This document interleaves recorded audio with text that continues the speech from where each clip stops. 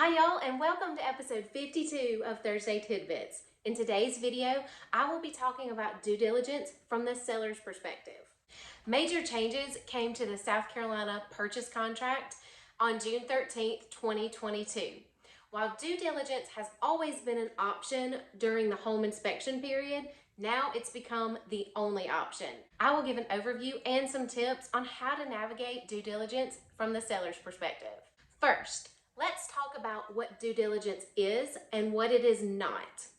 Within the due diligence time frame, a buyer can do any inspections they would like, and they can terminate the contract for any reason, as long as they deliver a notice of termination form and the termination fee to the seller by 6 p.m. on the due diligence expiration date. The due diligence time frame has nothing to do with earnest money, your financing and appraisal contingencies, or your termite or wood inspections. Now let's talk about the pros and the cons from the seller's perspective.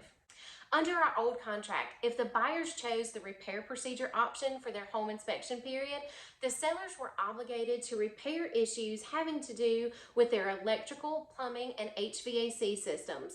Plus, they had to make sure there were no structural or environmental issues, and finally, they had to convey the house with the roof free of leaks.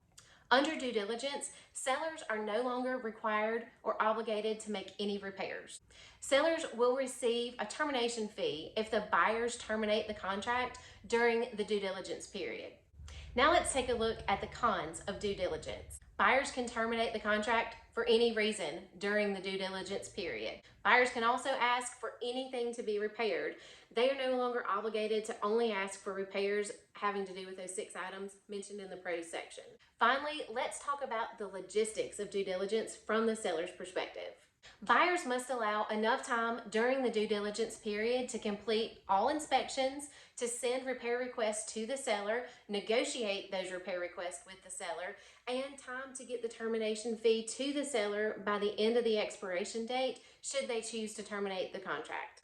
The due diligence fee must be sent directly from the buyer to the seller. Neither I nor my office can receive the due diligence money from the buyer or deliver that money to the seller. Let's look at an example. For our example, the offer was written on the 1st of the month with the due diligence period ending on the 15th of the month, and also includes a $500 termination fee. Most likely, the buyer's agent will send the repair request to the listing agent several days before the 15th, so the seller has time to respond. If the buyer and seller come to terms on the repairs will be made by the repair deadline, and everyone will proceed to closing and work through the other contingencies in the contract. If the seller does not agree to the repairs, the buyer has 2 choices. They can either move forward with the contract and purchase the house as is, or they can terminate the contract and deliver that termination fee as well as the notice of termination form to the seller by 6 p.m. on the 15th. Should the termination fee and the notice of termination form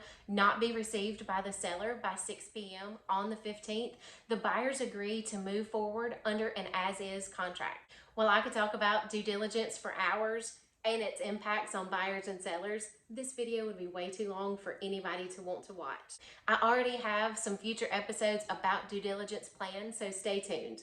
Only having due diligence as an option for the home inspection period is a major change for the South Carolina purchase contracts, and you may have a lot of questions about due diligence and how that affects you as a buyer and a seller. Comment below with any questions that you have, and I'll get back to you with an answer. Thanks so much for watching episode 52 of Thursday Tidbits. Have a great day.